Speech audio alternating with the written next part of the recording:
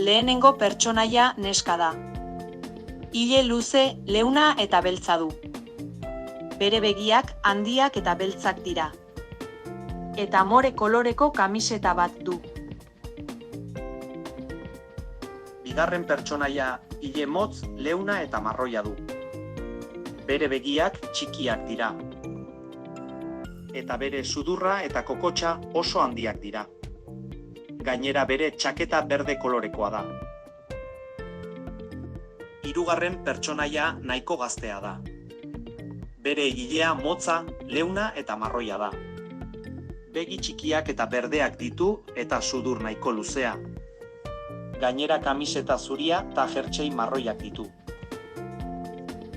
Laugarren pertsonaia ile motz, kizkurra eta marroia du.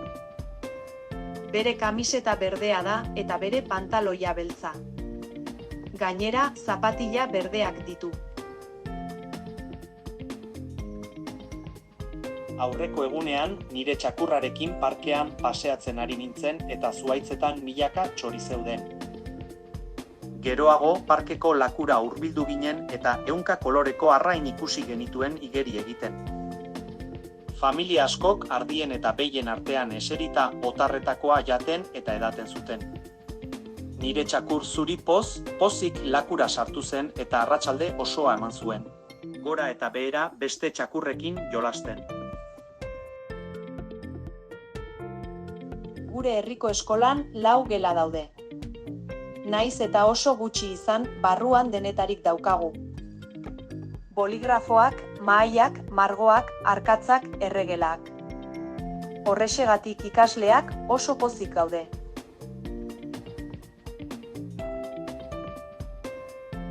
Lehenengo berokia, bigarren prakak, hirugarren bufanda, laugarren soinekoa, bosgarren jertseia, seigarren leotardoak, zazpigarren eskularruak. Zortzigarren galtzerdiak, bederatzigarren kamiseta, 10garren txanoa, 11garren gona, 12garren pijama. Lehenengo botak, bigarren bainujantzi, hirugarren bularreko, laugarren kaltzontzilo, bosgarren euritako, seigarren eraztuna, zazpigarren gerrikoa. Zortzigarren betaurrekoak, bederatzigarren kuleroa, 10garren belarritakoa.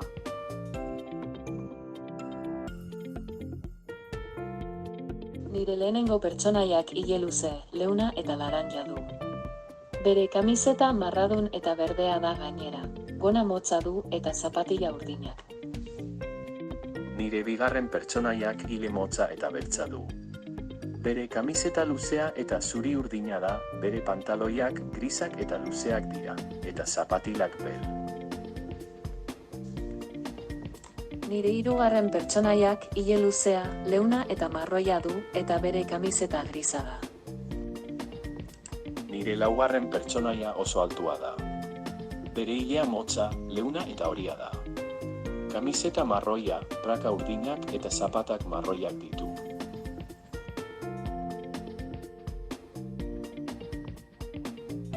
Markosek 2 belarritako daramatza.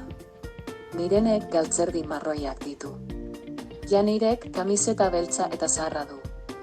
Jertsei marroia pantaloi beltzarekin doa. Itako horia Mikelena da. Naiarak betaurreko marroiak ditu. Pijama horia armairuan dago. Amak kulero beltzak erosi ditu.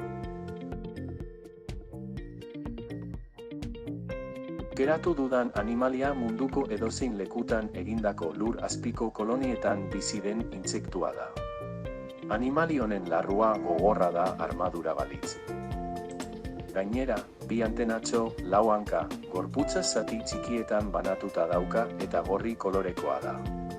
Horretaz aparte orojalea da eta oso indartsua. Naiz eta oso txikia izan. Deskribatuko dudan pertsonaiak Juanma du izena eta klaseko laguna da.